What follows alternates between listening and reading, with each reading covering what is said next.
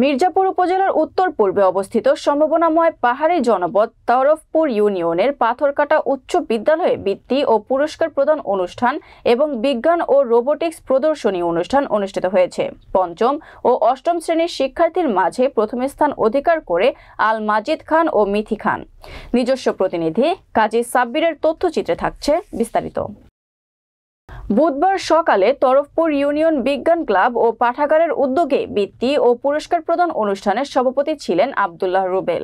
উদ্বোধক হিসেবে ছিলেন তরফপুর ইউনিয়ন পরিষদের চেয়ারম্যান আজিজ রেজা।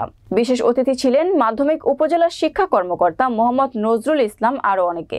এতে আরো উপস্থিত ছিলেন ইউনিয়নের ছাত্রছাত্রী এবং অভিভাবক বৃন্দ। মাধ্যমিক উপজেলা শিক্ষা কর্মকর্তা বলেন, লেখাপড়ার অবহেলার কারণ আমাদের শিক্ষকদের জন্যই। আমাদের শিক্ষা ব্যবস্থাকে সহজ করে দেওয়া হয়েছে, অনেক সহজলভ্য করা হয়েছে। আমাদের ওয়াকিং ডিস্টেন্সের মধ্যে স্কুল আছে, 9 মাইল হেঁটে কাউকে স্কুলে যেতে হয় না, কিন্তু তারপরও শিক্ষার মান নিয়ে কথা ওঠে। এই দায়িত্ব আমাদের সবারই। আমরা যারা শিক্ষা সংশ্লিষ্ট আমরা অফিসার আছি, যারা শিক্ষক আছি, অভিভাবক সবারই। যারা আজকে বৃত্তি পাবেন বা পুরস্কার পাবেন তাদেরকেও ওয়েলকাম জানাই।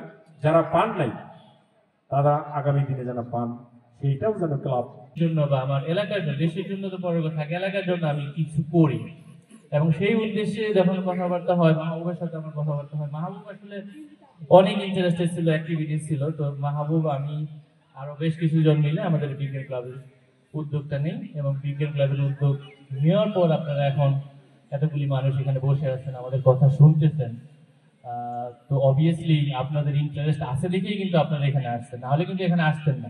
আমার চোখের ওই মনির কালো অংশটা যদি সাদা হতো তাহলে কি হতো, আলোটা পড়ে আমার চোখের থেকে রিফ্লেক্ট প্রতিবিম্ব হয়ে যেত, তাহলে আমরা কিন্তু দেখতাম না। আমি কেন এই কথাটা বললাম, বিজ্ঞান।